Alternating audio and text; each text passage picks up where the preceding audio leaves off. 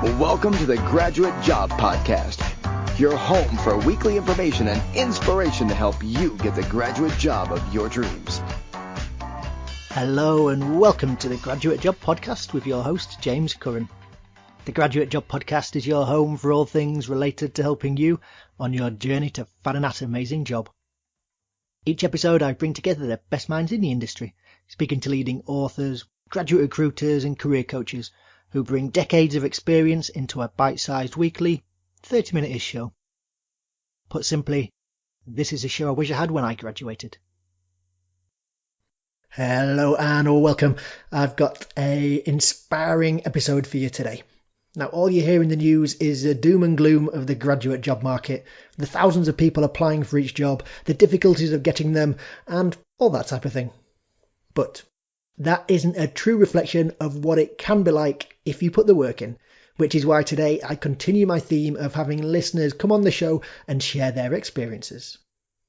Today I'm joined by recent accounting and finance graduate Daniel as he shares how he secured a highly sought after graduate job in finance with a huge international IT services company. Now, Daniel is just like you, a listener to the show who got in touch with me over a year ago now to sign up to the first launch of my How to Get a Graduate Job course back in September last year.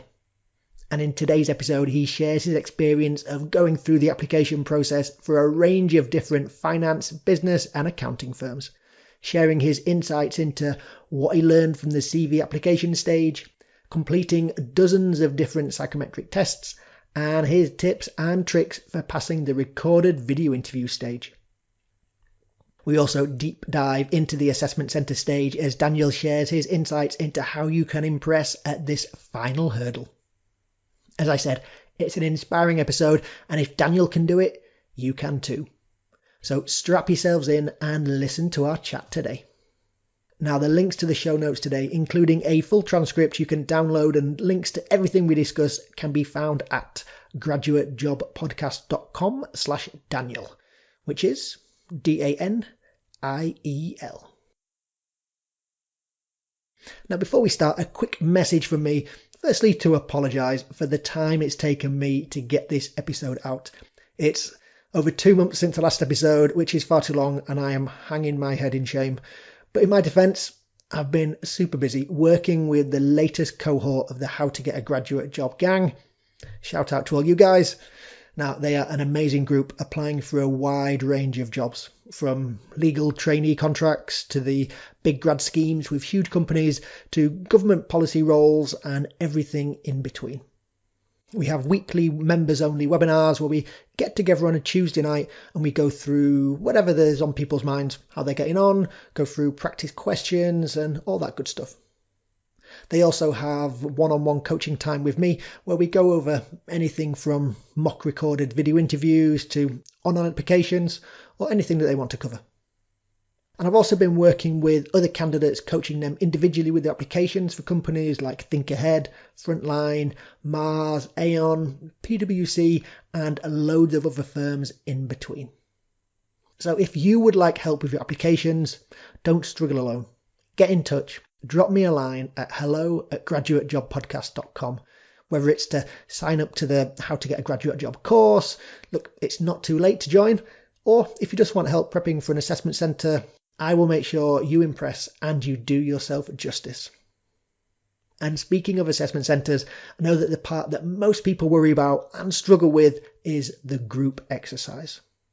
So in an attempt to fix this, I am running a mock group exercise practice session on the 19th of December. Now, numbers are strictly limited for this as there are only 6 slots available. And how it will work is we'll spend an hour completing a realistic group exercise. And then you and I will have a 30-minute individual video call where I will debrief you on all aspects of your performance and give you pointers on how to improve.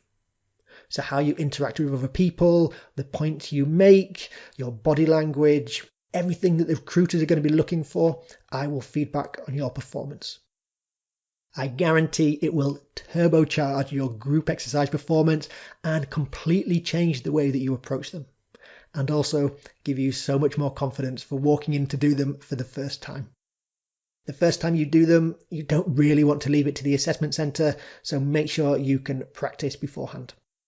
If you're interested, act quick, as there are just 6 slots and they will go quickly.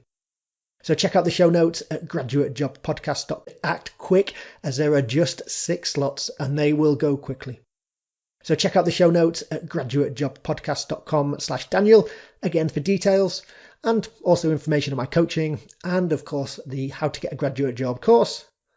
So that is everything from me. Let's jump in to my chat with Daniel. I am very pleased to welcome to the Graduate Job Podcast today a former course member for the How to Get a Graduate Job course, and very proud to say current graduate at an international IT services company. Daniel, welcome to the Graduate Job Podcast. Thank you for having me, James.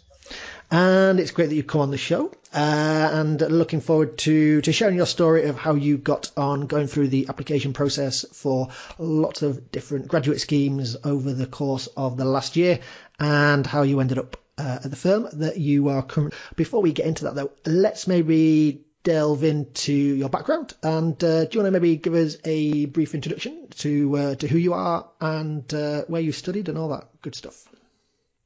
Yeah, sure. So my name is Daniel, and I studied accounting and finance at De Montfort University. I graduated last year, 2020, which was a whirlwind of a year. So and it was really good just to get study there and have the interaction, completing the course, and everything to do with that as well.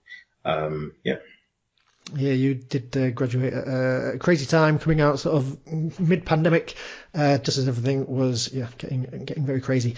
So it was just over a year ago that you signed up to the How to Get a Graduate Job course. Let's maybe start there. So why did you sign up for the course? What made you want to sign up?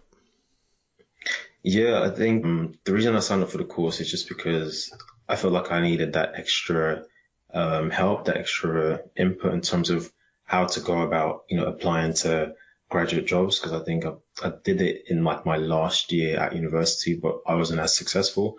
I think that's just because I was just going around looking for various different sources and just trying to find out bits of information here and there. But I felt like, signing up to the graduate course would be something that would be more structured, that I would actually learn how to do things and the best way to go about things. So once I came across it, I was like, yeah, this is definitely what I'm going to do.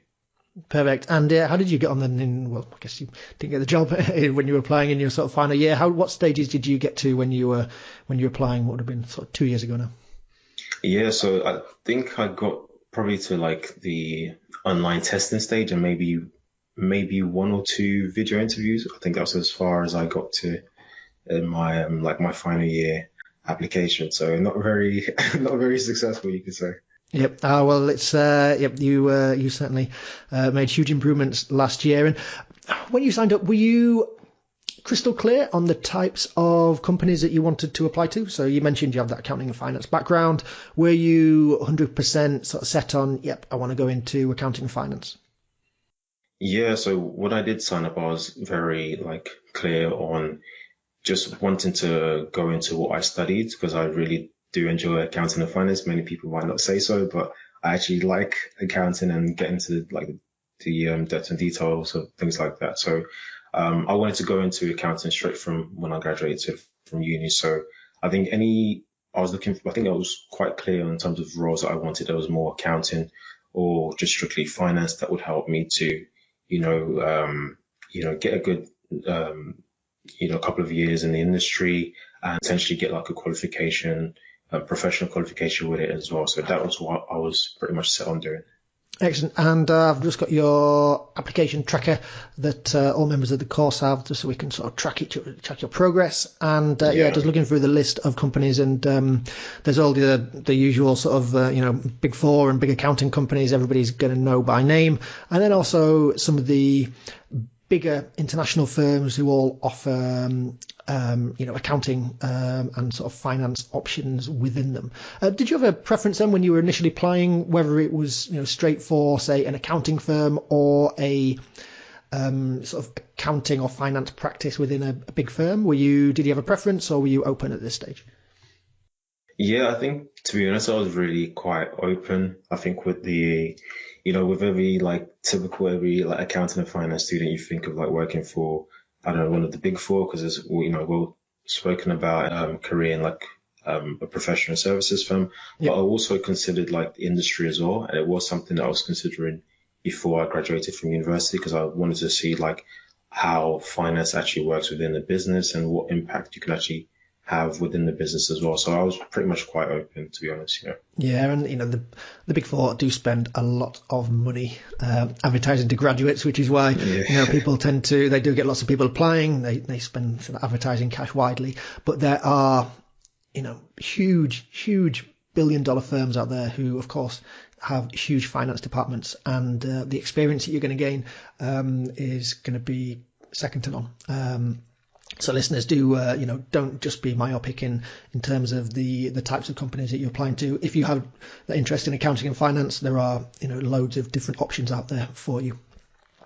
So maybe then just thinking about this time last year, so sort of end of September, beginning of October, just as the applications for most of these big firms are opening up. How did the course initially help you then at the beginning when you were at that beginning application stage? Yeah, I think at that beginning application stage, I was quite maybe a little bit nervous going into it, but I think what really helped was that first like introductory video into like how the course is going to be going on, like what it's set out, what the objective is, and like it was quite nice to know that okay, this is someone that's like got your interest at heart and just wants to help as much as they can, and like telling you in like the first video that you're going to be like successful, you're going to do well. It's like, okay, this is actually quite nice to hear. I think that really helped just to maybe just settle my nerves in terms of like going into the course and everything. So yeah, that did really help. Yeah, we had a really nice gang last year. So there was you and 6 other people in sort of 7 in total, and some of them have already been on the show. So what was good for you was there was quite a few people who were going for the professional services firms. So Jack, Ativan, and Sibra, and also Callum. We're all going for either finance roles, audit roles, or consulting roles in the big four. So it was. It was good that there was, you were going on the shared journey together, often applying for the same companies, hitting the stumbling blocks at the same time. How did that group aspect help you as you were going through the process? Yeah, the group aspect really, really helped because it's just nice to know that there's someone else that's like either going through the same thing that you're going through or is further along the stage. So it gives you a bit of motivation to say that, okay, I need to, get my act together and start applying and completing a test and things like that. So it's just nice just to have a bunch of people just like get my act together and start applying and, completing a test and things like that. So it's just nice just to have a bunch of people just like, they're not the same age as you, in pretty much the same situation as well. So, and I actually did look forward to those like Tuesday evening calls that we had as well. So it's kind of like, a thing just to brighten up your day as well. You see people and, you just like share what you're feeling and stuff. So I really enjoyed that aspect of it. Yeah, so they're still going strong. 7:30 on a Tuesday night. So a bit of a clash with Champions League some nights, but that's all right. Don't have to trouble Arsenal fans at the moment. No problem for them. No, with those. So let's move on then to the initial application stages. Again, looking through your tracker from all the companies you applied to, you flew through the initial application stages. So you had your CV down pat there, and it was obviously in good shape. Any advice for listeners? One advice that I would give is like take your time in terms of reading the job role and just actually understanding what the role is or what you might be likely to do over the next 2, 3, however many years the role might be as well. Because I think that's where people maybe fall down is they just look at a role, they look at the title and think, oh yeah, that's definitely what I want to do, but they don't go into depth in terms of what the actual role is and whether you meet the requirements of the role as well. So just taking the time to look at the role, looking at whether you meet the requirements as well, that the main thing that they ask for, if, for example, the company says this is like the mandatory thing that we want, and these are like nice to have as well, just making sure you meet those mandatory stuff. And then I think I've said it like it also helps to tailor your CV to what course, what they're looking for as well. And not necessarily put word for word, like if they put this skill down, but just putting it in a way that basically answers that question and answers like what they're looking for, the requirements that they have as well. I think that's something that really helps. Definitely. And you did that really well with your CV, and we spend a lot of time on the course on that, is just making sure that your CV is tailored to the specifics of the firm you're applying for. And, candidates might think, oh, well, it's an accounting firm. I can just use the same CV that I use for a different accounting firm or a different, professional services firm, or they're another big financial company. No, you can't. You do need to spend the time and energy to tailor your CV. And look, yes, it's a pain, but it needs to be done. It needs to be done. Yeah. And you did that really well with yours. It was, everyone was, when I read it was as if that CV had been solely written for the company you were applying to. So you did a really good job there. Yeah, thanks. So moving on then to the online testing phase. So you mentioned that when you first applied, so 2 years ago in your final year at uni, this was often the stumbling block. But again, looking at the tracker from how many companies did you just apply for? Let me just have a tot up. Quite a few. So you applied to 17. You got through the online testing stage for 15 of them. So you did really well. What did you do differently then from last year to the year before, where you really struggled at this stage?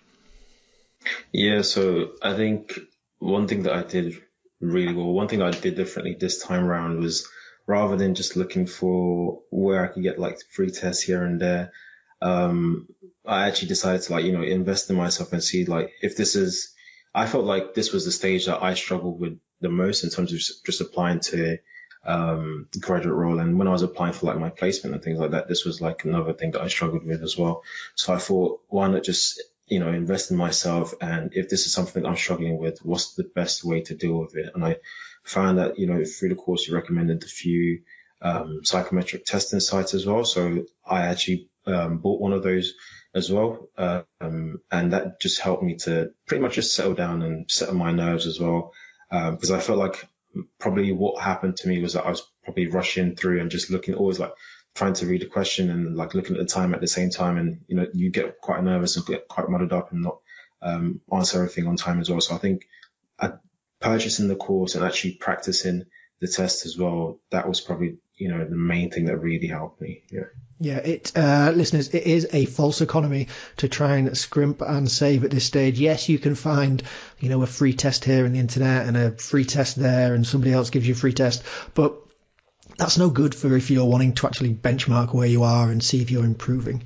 And I'll link in the show notes, which you can find today at graduatejobpodcast.com/Daniel, where a couple of really good test providers I recommend. And yes, you've got to pay for them, but it's really worth the investment. As Daniel said, it is an investment, and you can track your performance over time. You can see which quartile you're getting in. They give you answers to all the questions, especially with the games based tests. You do need to practice.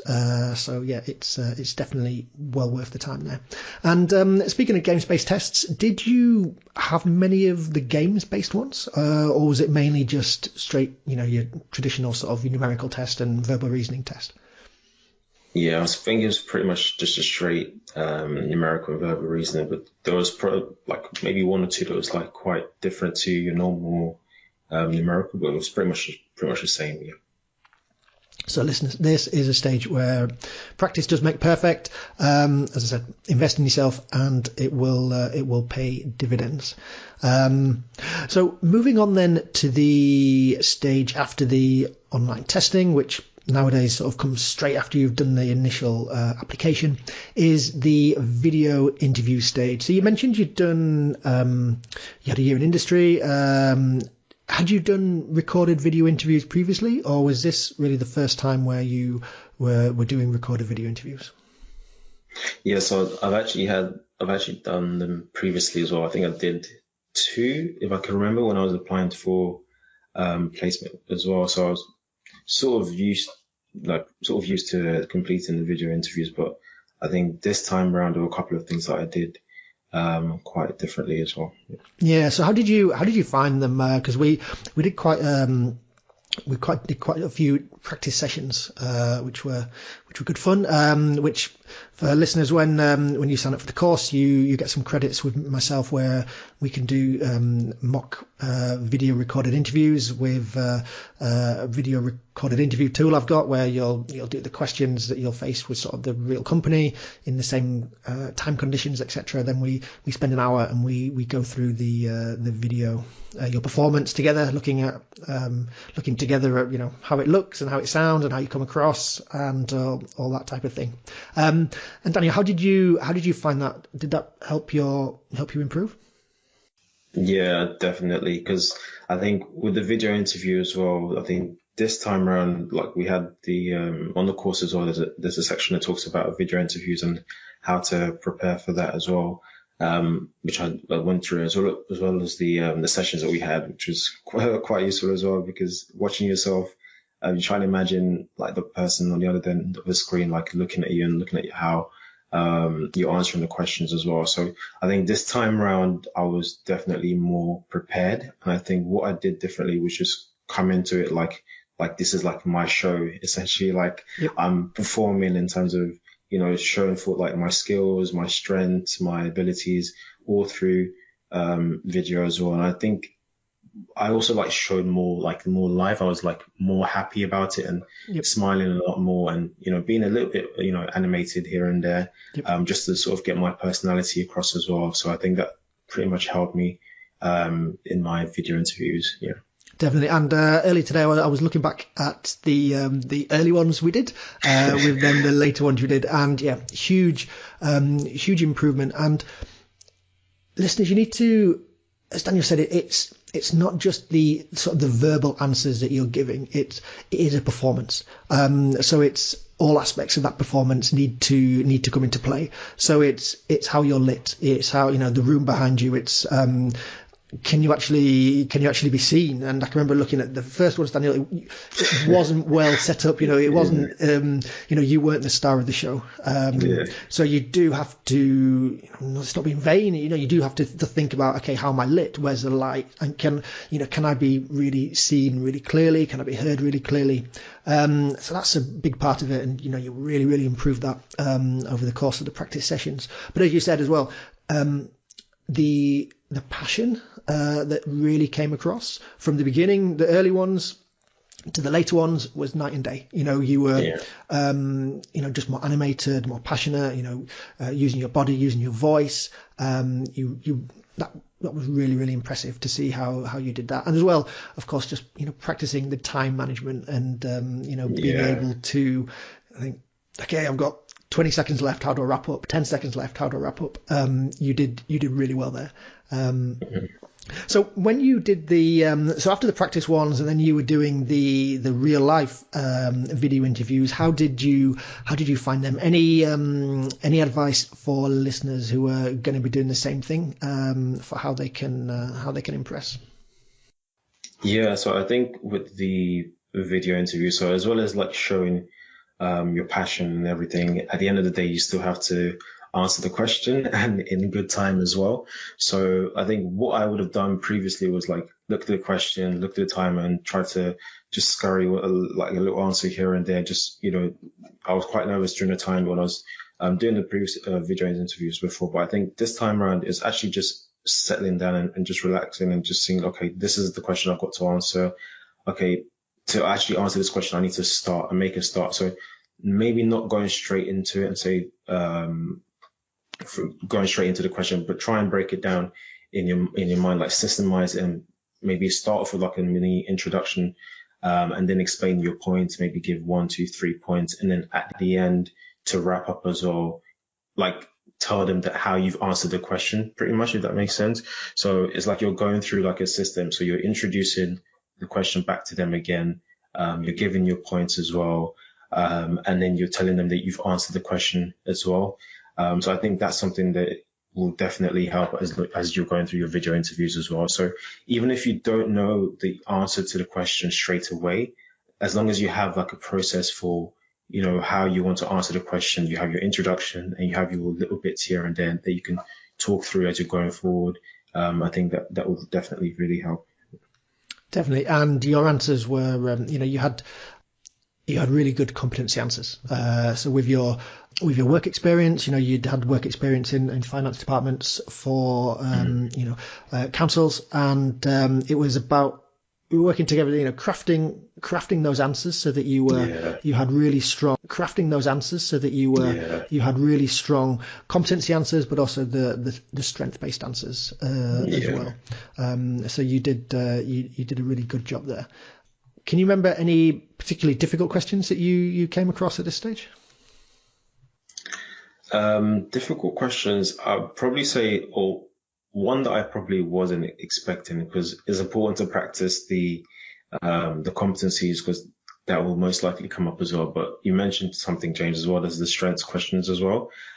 So when, for example, I can remember this so clearly, like one of the interviewers asked me, like, what are your 5 like main strengths? Like, what are your 5 key strengths? And because of something that I'd done earlier, so I know in the course you mentioned something about a book, I think it's called Strengths Finders as well. So I went through that as well, and I was able to like find my 5 main strengths as well. So when that question came up, although I was a bit surprised, but I was sort of prepared at the same time. So I just basically was just able to go through like my 5 key strengths, and it actually really helped, because sometimes you're expecting one type of question and another one comes up, and then you have to think back to what you've done previously as well. So that was probably, just maybe not a hard question per se, but it's quite hard for a lot of people, because you've got to think of your 5 key strengths on the spot, and then maybe you go through maybe 1 or 2, and then you spend time trying to think of what's the other strengths that I have as well. So that's something. Definitely, I mean, that's a tricky one. Coming up with 5. So yeah, and again, I'll link to Strengths Finder in the show notes. So at graduatejobpodcast.com/Daniel. It's an absolutely cracking book, and companies, more graduate recruiters are moving towards strength-based questions. You need to have a good answer for what your strengths are. And I said, it's not just what is one strength. Okay, how many people listening can easily give a good answer to what are your top 5 strengths? I'm guessing not many people. So you just need to be aware of the types of questions that you'll get. Which again was one of the advantages of the course, when you're going through it with a cohort of 6 other people. And we were able to on our weekly webinars every Tuesday night, people were sharing. This is a video interview I did. These are the types of questions I was getting. It's a great way to then think, how would I answer that question? How would I answer that question? Do I have an answer to that question? Which really helped. Yeah. We then maybe move on to the assessment centre stage. And before we did that, we on the course we did a couple of practice assessment centres. Not practice assessment centres. We did a couple of practice group exercises, which of course is one of the key. And did they help? Yeah, the practice ones did help, especially when like you had the comments at the end, just to tell how you've been doing throughout the exercises and what you can improve on as well. So I think it helps if you've got like, maybe you have an assessment center coming up, or you're going to have one pretty soon, just to have like people that you sort of know because you've been with them over the last couple of weeks, but then you're not in a different like environment where you have to work as a team or work as a group as well. So trying to find out what tends to be your role within the group. Like, how do you tend to be more the person that steps forward? Are you like the leader, or are you like the communicator, the like collaborator, getting everyone together? So just trying to find out through those sessions, like what tends to be your role and how you can like put that across in the best possible light as well. So it was really useful. Definitely, because they are such artificial situations, you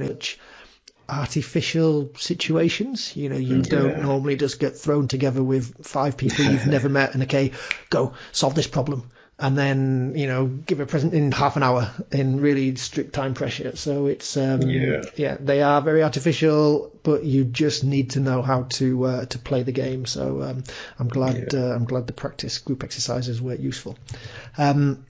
So moving on in the process, and we just talked about assessment centres. you'd been applying to different companies, doing well, getting through. Just looking at your tracker. So the first assessment centre, though, wasn't till February. And given that you'd applied to the majority of these companies sort of October time, maybe some November, was, a good few months. How are you feeling at this stage? Was, were you still confident, I've got this, just waiting my time, or were you starting to get a bit twitchy? Yeah, so the first assessment center, that I was feeling quite confident in terms of like all of the things that I've been doing has been leading up to like this final stage, like this final process, which is the assessment center as well. And the funny thing around the assessment center is I think I was actually considering whether or not I was going to go for it as well, because at the time that the email came through, I was looking at my calendar in my previous job where I was working before, and it was literally like the following week on I think it was on a Monday or Tuesday or something. So it was quite a quick turnaround.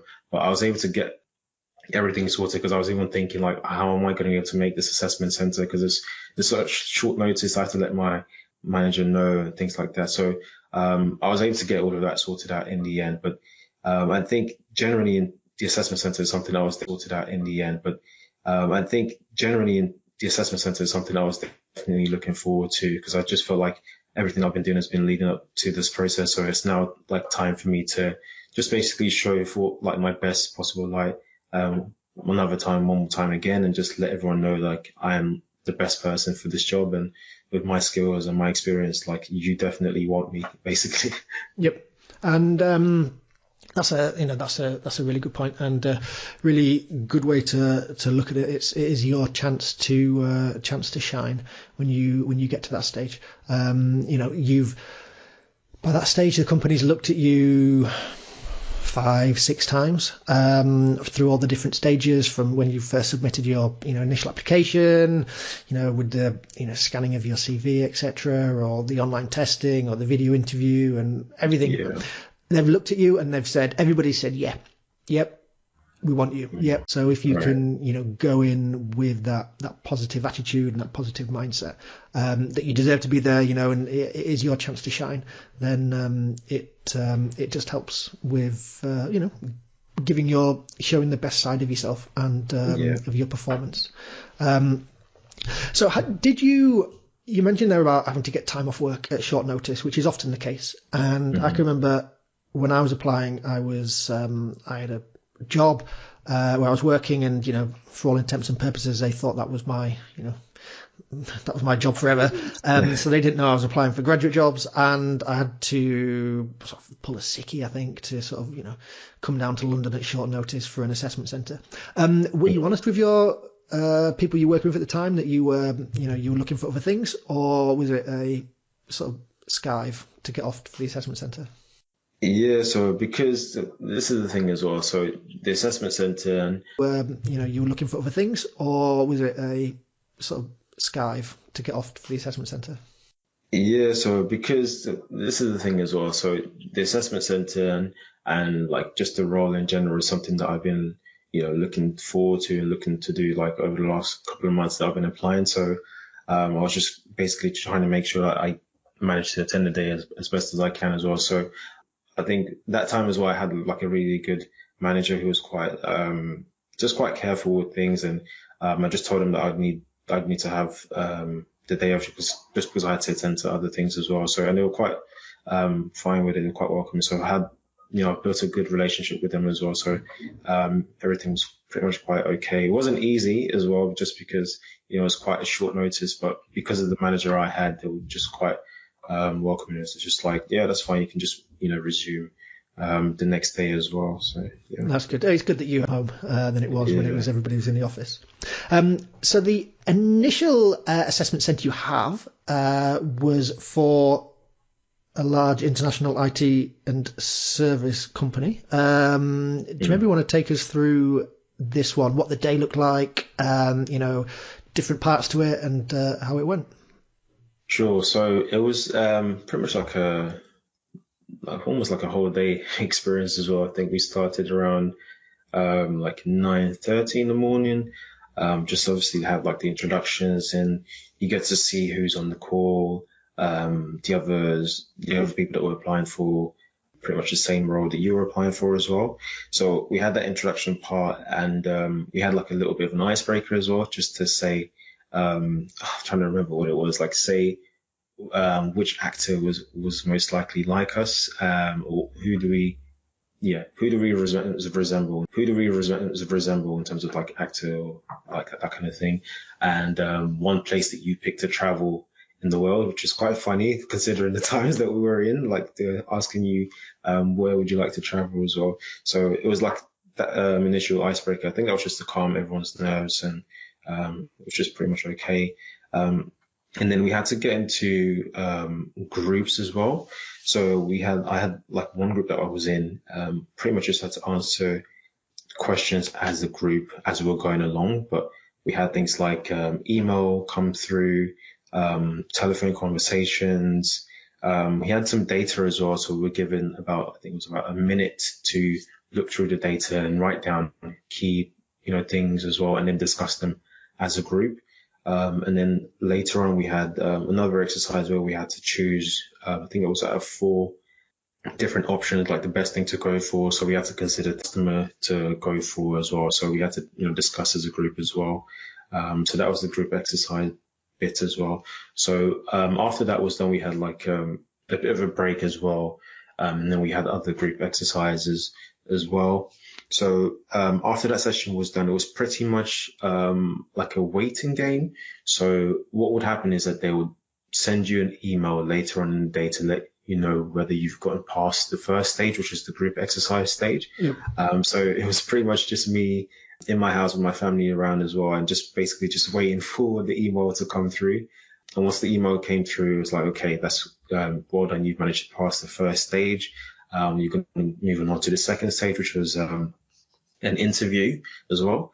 Yeah, like a normal video interview. So it was with who's actually currently my line manager right now, and another graduate as well. So that was the second part of the assessment center, which is like about 45 minutes to an hour long interview as well. So after that, the process was done, said goodbye to the line manager and everyone, then it's pretty much a waiting game after that. It's quite brutal, that the X Factor style. Okay, you didn't make it past the first stage, but I guess it saves you time for the people who don't make the cut. You find out nice and early. So let's maybe break down the different aspects then. How was the 45-minute interview? Was it as you expected? Was it, focused on what competencies or strengths or your background or your motivations for joining, or was it a mix of all of those? Yeah, so I was actually forgetting. There was another bit as well with the part of the assessment center as well, which was it was a presentation as well that we had to prepare as well. So there was the group exercise bit. There was a presentation I had to do within part of the assessment center as well, which was it was a presentation as well that we had to prepare as well. So there was the group exercise bit.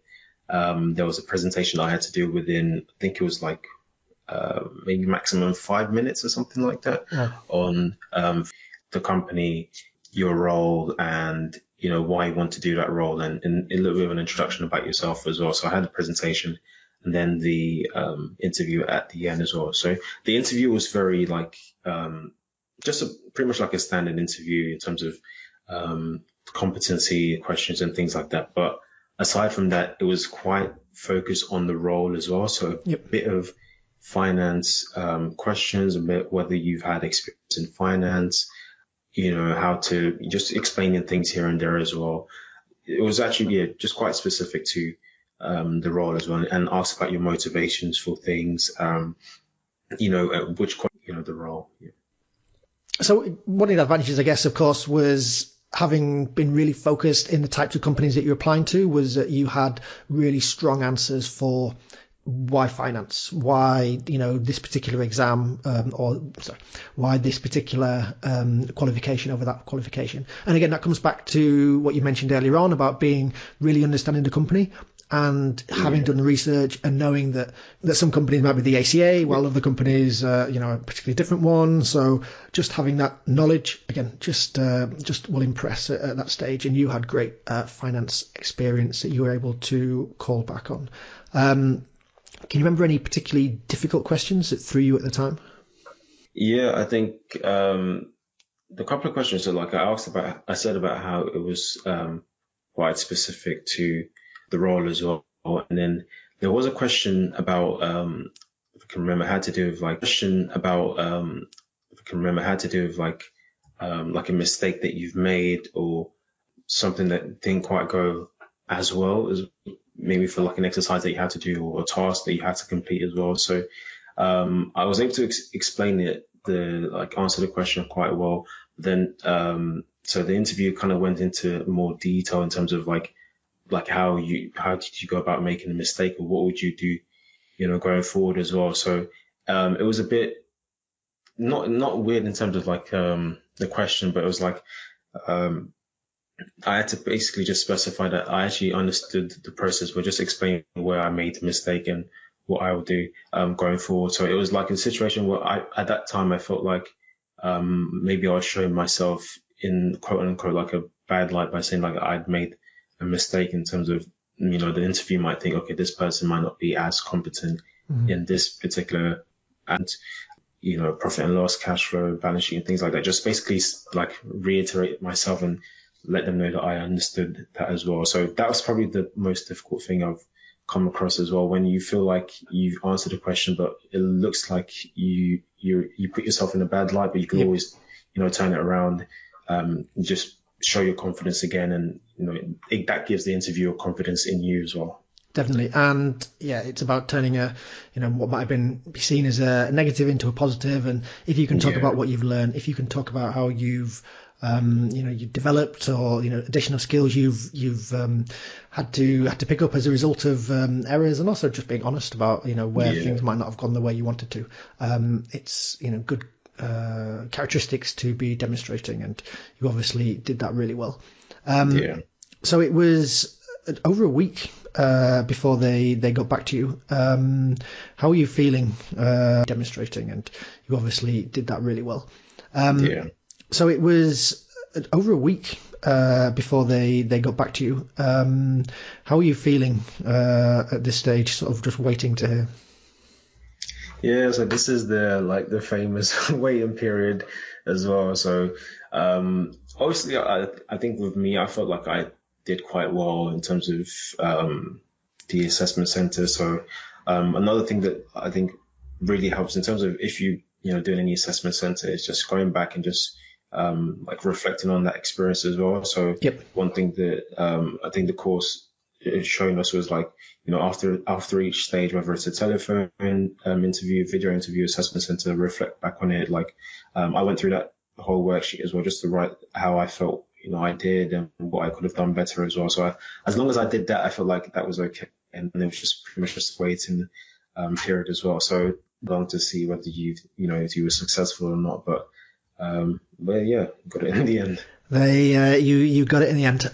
So a week later, they give you a ring and let you know the good news. And you've fast forward a few months, and you've been working there for just over a month now. How's the process been starting your grad job? Is it what you thought it would be? Yeah. So so they let me know literally on the first day of the month back then. So which was like a nice early month surprise or present or whatever. So I've started now. I've just been there just over actually exactly a month right now. So it's been good so far. I think leading up to the start, do something where like they send you text messages so you can go through them. So they're quite interactive in that early stage process as well. So they don't leave you in the dark between the time that I finished and when I started as well. And then we had like an event as well for all the other grads and that got meet other people as well. So it was quite good leading up to that process as well. So in the first month, it's been it's been definitely a learning curve as well, that I've encountered. And I think it's definitely what I've expected in terms of what a grad role is, supposed to be, a learning curve, learning experience, getting to meet new people, looking at, working in different departments and, what qualification you're going to go down, what route you're going to go down. So a whole host of different things. Yeah. Amazing. When did you get your first exam then? When you hit in the books? So yeah, so that's still in the process as well. I think we're just waiting for the examining body and the pretty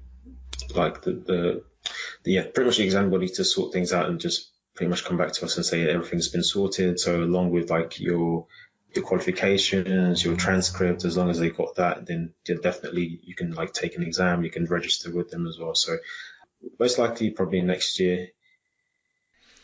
Oh, good stuff. So you can chill then for a bit before then, or chill as much as you can whilst working for such a busy big firm. So that's great news, and many congratulations. You did brilliantly well. You put the work in. You Thanks. invested in yourself, and you improved over the process of the application process. You did, you could see just how well you did. So all that hard work and effort was well worth it. So maybe one final question then before we move on to the weekly staple questions. What advice would you give someone? What advice would you give someone who's maybe thinking about joining the How to Get a Graduate Job course? Would you give them any advice? Yeah, I think one advice that I would give is definitely to join. I think if you're someone like myself, so I'll use myself as an example, if I like to, find out on the internet and find out those different bits of information here and there, watch something here and there. But if you feel like myself, once you have something that's more structured and more focused, and you're able to go through each stage and you get that, that good thing about, okay, you've completed this, now you can move on to this next stage as well. So if you're someone like myself, you feel like you like a certain side of structure, and like to be just coached through and experienced, and definitely I would say sign up for it. Amazing. And listeners, look forward to getting you in, and final questions then. Let's go to the weekly staple questions. Question number 1: what one book would you point listeners towards to help them as they look for a graduate job? Oh, that's a very good question. I think one book that I would point them as they're looking for a graduate job, I think it's something you've raised up pretty much in the last few weeks, is The Email Attraction by Kim Arnold. I think that's something that I've read as well, and it's actually been really useful in terms of my day-to-day work as well, and seeing people. I think I'd recommend that book because just generally, just so your general professionalism and learning how to respond to HR when you're applying to graduate jobs and things like that, and having that. Just having that clear communication as well, because sometimes you might be feeling like someone is taking too long. Because I look back on it now and I feel like there are a couple of emails that I probably worded a bit better as well. And just because it's just a situation that I was in as well. So I'd say that book really helps just to have that clear communication as well. So if you want something like feedback after maybe a video interview or telephone interview, or even an assessment center as well. So I definitely recommend that book as well. Brilliant. Yeah, I really enjoyed it. It was, as Daniel said, it changes the way that you look at emails and look at previous emails you've sent, and you're like, I can see now why maybe I didn't get a response to that one. Yeah. So you're going to spend so much of your life sending emails. I think the stat from the interview I did with Kim in episode 121 was 6 years of your life, which is just a depressing thought. But yeah, you're going to spend so long doing them, you might as well send good emails that are going to work. So a top tip there. And listeners, all links to everything we discussed today, including a full transcript and the link to the episode with Kim, and also the link to her book Email Attraction, in the show notes at graduatejobpodcast.com/Daniel. And next question, what one internet resource or website would you point listeners towards? I think I'd probably recommend something called FT News Daily. So you can get it on the FT website, or you can get it from like different podcast streams from maybe Spotify or Google Podcasts as well. So something that I listen to pretty much every morning just to get an update on like the business world and what's going on in finance and just general like politics and just current affairs as well. So that's something I definitely recommend. If you don't have enough time to like always read through news articles or briefing. Excellent. We just lost you slightly there, but yeah, it's we got the gist of that, I think. So yeah, that's not one that we got the gist of that, I think. So yeah, that's not one that I've come across, but definitely for having you that daily update of the news, because it's so important. You will get asked questions about commercial awareness when you're going for finance roles. Tell me about a news story and how it's going to impact our clients. Tell me about a recent news story and why you find it interesting. Those types of questions. And if you're not up to date with it, if you don't know what's going on, you're not going to, especially if you're going for finance and finance related roles, you need to have an awareness of what's going on in the wider world. So top tip there. And again, I will link to that in the show notes. And final question today, Daniel, what one tip would you give listeners that they can implement today to help them on their job search? Yeah, I think one thing that I would recommend is just to utilize your experience as well. Just utilize the resources, pretty much is what I'm getting at. Utilize the resources that's available to you. So when I was applying, one thing that I did, looking back at my CV now as well, is that I had my brother go through them as well. So my brother's quite, good at English, so he was able to spot out the grammatical errors and things like that. So I had him look over it as well, just to spot things as well, because sometimes you're reading through, you might not be able to spot things easily as well. Yep. And also, during the time that I was applying, I had my mom was helping me out with a couple of things here and there, just letting me know of if she found a new opportunity and things like that. So that was quite helpful.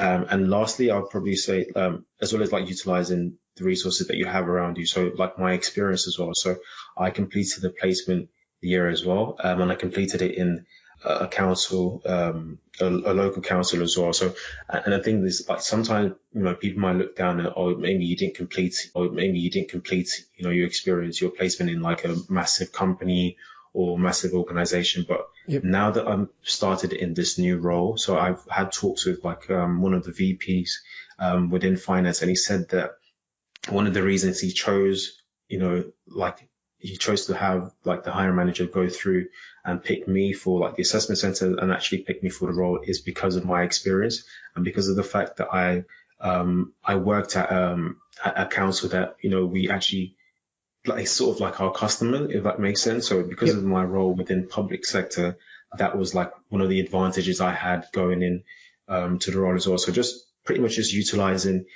all the resources that you have around you, making use of, maybe if you have someone to look over your CV, if you have friends that you're applying to graduate job roles together, you can help each other out in that sense, or just utilizing the experience that you have. So whether it's volunteering, a part-time job, or just anything that you can, just make sure that you're showing for that that experience in the best possible light to help you get the graduate job that you want. Brilliant. That is great advice. And two eyes are definitely better than one. So, if you can, you've got family and friends who will help, make sure you're taking advantage. It's so easy to, when you're looking at your CV 20 times, you're looking at application 20, 30 times, you just miss stuff. Your eyes just glaze over. So, that's great advice. And all experience is great experience. Don't, look at it from that way. If you go into an interview with I've just sort of been working in a corner shop or whatever it might be, don't talk it down. Every experience is valuable, and you can talk about what you've learned and the benefits you've got. You don't have to have an internship with the World Bank, to impress people. They will be impressed by the work experience you've got. So be confident. So Daniel, thank you so much for coming on the show. It's been great to have you, and all the best for your future career with this global IT and service company. Thank you for joining me on the Graduate Job Podcast. Thank you for having me, James. So there you go. Many thanks to Daniel for coming back on the show and sharing his experiences over the last year. And congratulations again for getting your graduate scheme with the huge multinational company who we kept anonymous today. Now, if you would like to follow in Daniel's footsteps and get some structured help as you embark on your hunt for a graduate job, then don't be a stranger. Get in touch via hello@graduatejobpodcast.com and let's have a chat. I offer a completely free 30-minute video coaching call where we can go through anything which is on your mind, from help with applications to interview prep, anything at all. Also, I have a range of coaching offers you can choose from one-off coaching sessions with me to the mock group exercise practice that I'm running on the 19th of December, and also I'll be running other dates in the new year. Through to, if you want the Rolls-Royce service, get yourself on the How to Get a Graduate Job course, which Daniel signed up for himself. It worked for him. It worked for the other course members, Sibra, Safi, Jack, Callum and Atavan, who came on the show in episodes 115 to 119, where they talk about just how great the How to Get a Graduate Job course is and the multiple offers they received as a result. Getting a graduate job doesn't have to be a solo activity, so get expert help with my course and complete an assessment centre and all stages in between. Go to howtogetagraduatejob.com to find out more and take advantage of the 4 hours of one-on-one coaching with yours truly that comes with the course if you sign up now. That's howtogetagraduatejob.com. So that is everything from the episode today. I hope you enjoyed it, but more importantly, hope you use it and apply it. I'll see you next time, and hopefully